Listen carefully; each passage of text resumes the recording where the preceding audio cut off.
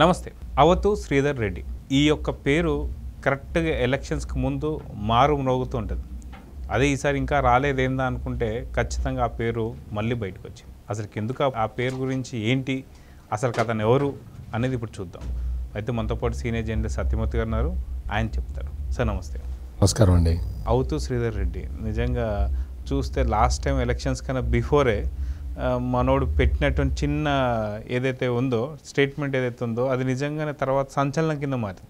ఇప్పుడు మళ్ళీ 4 రోజుల్లో ఒక సంచలనం జరగబోతుందని చెప్పేసి మళ్ళీ చెప్పేశాడు. సో అనుకున్నట్టునే జరిగింది. సో దీని మీద అవతు శ్రీధర్ రెడ్డి గారి గురించి ఏం చెప్తారు? ఈయన ఏదో మార్కెటింగ్ కంపెనీ ఏదో నడుపుతుంటాడు అనుకుంటాను. జగన్మోహన్ రెడ్డికి బాగా కావాల్సిన మనిషి, బాగా చాలా సన్నిహితుడు అనమాట. ఇతను ఒక పోస్ట్ పెట్టాడు, 4 రోజుల్లో ఒక సంచలనం జరగబోతున్నది, ఎన్నికల ప్రచార సరళిని మార్చే ఒక సంచలనం జరగబోతున్నది అని చెప్పాడు అనమాట. ఇట్లా చాలామంది పెడుతుంటారులే అనుకున్నారు, కానీ ఇట్లా ఒక రాయి తోటి దాడి చేయించుకుంటారని ఎవరు ఊహించారు కదా. ఎవరు ఊహిస్తారు? అప్పుడు కూడా ఎప్పుడు జగన్ ప్రతిపక్షంలో ఉన్నప్పుడు కూడా కొడుకెత్తితో దాడి చేయించుకుంటాడని ఎవరన్నా ఊహిస్తారా? ఎవరు ఊహించరు కదా.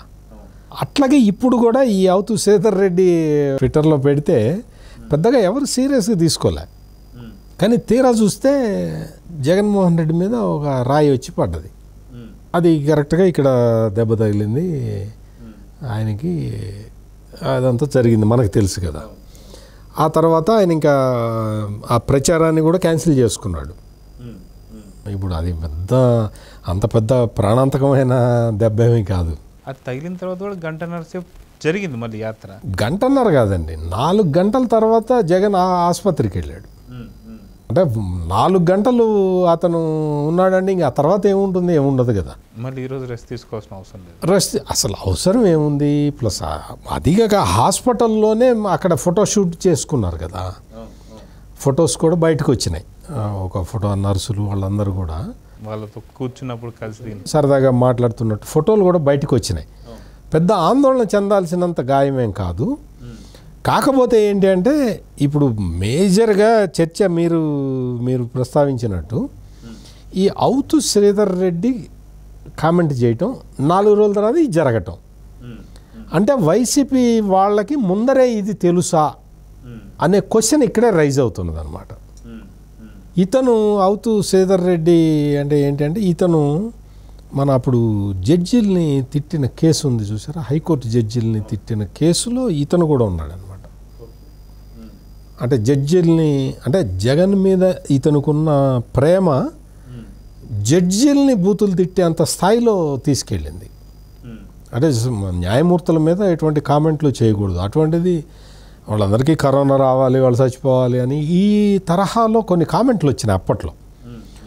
వస్తే ఆంధ్రప్రదేశ్ హైకోర్టు వాటిని సుమోటోగా తీసుకొని కేసులు బుక్ చేయమంటే 5 మీద 6 మీద బుక్ చేశారు. వాళ్ళు ఏదో 100 మందిని ఐడెంటిఫై చేస్తే, అంటే గవర్నమెంట్ తలుచుకోకపోతే ఏమి చెయ్యరు కదా, ఎవరు చేయలేరు. హైకోర్టు చెప్పినా కానీ వెతుకుతున్నామండి వాళ్ళు దొరకలేదండి అంటారు. ఏం చేస్తుంది హైకోర్టు? అటువంటి వ్యక్తుల్లో ఈ అవతు శ్రీధర్ రెడ్డి కూడా ఉన్నాడనమాట. ఇతను ఏంటి అంటే 4 రోజుల్లో ఒక సంచలనం వింటారు మీరు, అసలు ఎన్నికల ప్రచారాన్ని మార్చేస్తుంది, అంత ఎఫెక్ట్ పడుతుంది అని ఎక్స్లో చెప్పాడు. అది చెప్పంగానే అది చెప్పిన తర్వాత కూడా అందరూ ప్రతివాడు ఎక్స్పెక్ట్ ఏం చేయలే ఇట్లా చేస్తారని. ఆ తర్వాత ఏంటి అంటే ఇప్పుడు అవతు శ్రీధర్ రెడ్డి మరి చెప్పాడు, ఊరికే ఏదన్నా ఫ్లూక్గా చెప్పాడేమో అనుకోవచ్చు.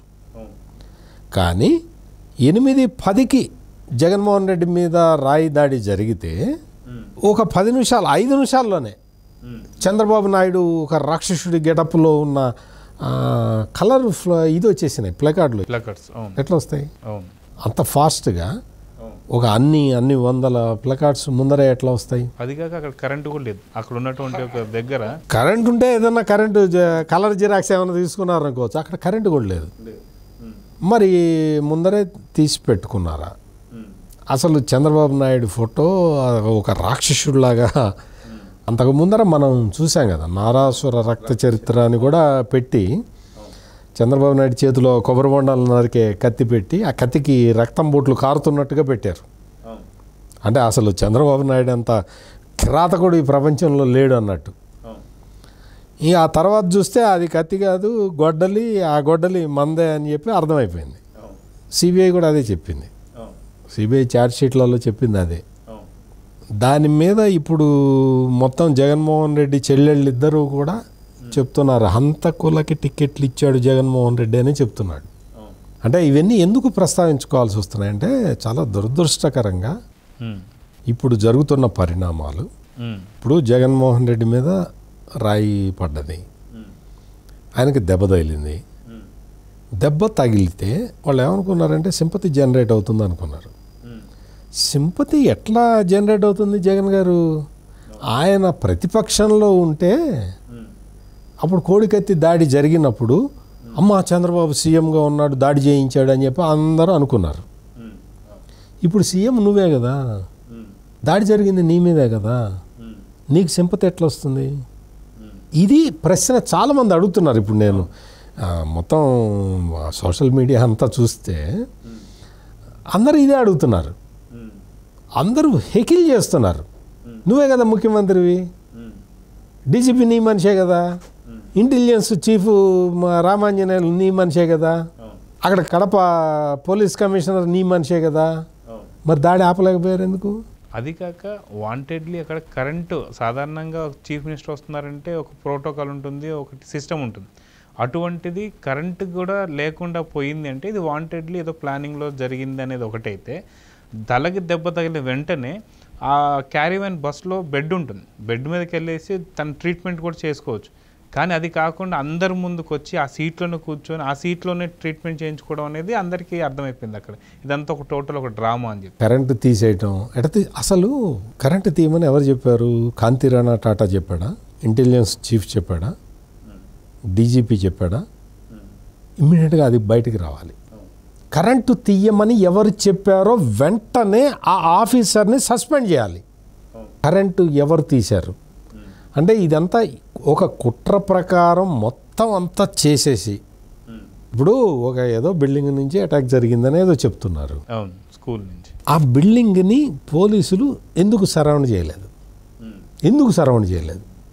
దాడి జరగంగానే ఇప్పుడు అక్కడ జరిగింది ఒక దాడి కాదు జగన్ గారు, జగన్ మీద ఒకటి, వెల్లంపల్లి శ్రీనివాసుకు కూడా తగిలింది దెబ్బ. అంటే ఇద్దరికి దెబ్బ తగిలింది అంటే రాళ్ళు ఒకే రాయి పడ్డది కదా, మరి రెండు రాళ్ళు పడలేదుగా, రెండో రాయి కూడా పడ్డదా? నాకైతే మరి తెలియదు, ఒక రాయే చూపిస్తున్నారు. ఒకవేళ నిజంగా రెండు రాళ్ళు అనుకున్నా సరే అక్కడ ఆ యొక్క వెహికల్ పైన దగ్గర ఒక 15-20 మంది దాకున్నారు. కరెక్ట్గా వీళ్ళిద్దరికే తగిలింది రెండే రాళ్ళు, ఆ రెండు రాళ్ళు వీళ్ళిద్దరికే తగిలాయన్నా సరే కొద్దిగా అనుమానాలు కొద్దిగా ఏముందండి, మొత్తం అనుమానమే. ఈ టోటల్ ఎపిసోడ్ మొత్తం అనుమానంగానే ఉంది. అందుకనే వాళ్ళందరూ ఏదో వచ్చి సానుభూతి వస్తుంది అని చెప్పి, సానుభూతి జనరేట్ కావాలని చెప్పి, అసలు ఆ రోజా మాట్లాడే మాటలైతే మరీ విచిత్రంగా ఉన్నాయి.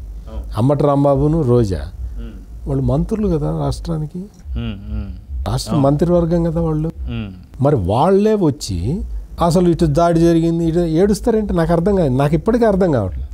ఇంకా ఒక అడుగు ముందేసి రోజా గారు అయితే మన రాష్ట్రమే కాదు మిగతా రాష్ట్ర ప్రజలందరూ కూడా బాధపడుతున్నారని చెప్పేసి అంటున్నారు. ఇప్పుడు బాధపడితే బాధపడతారు కానీ బాధపడక ఏం చేస్తారు?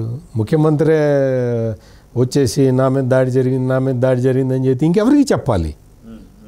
మీరు ఒకసారి మామూలుగా ప్రశాంతంగా ఆలోచించండి. మీకు ఏదన్నా బాధ కలిగితే ముఖ్యమంత్రి దగ్గరికి వెళ్ళి చెప్తారు.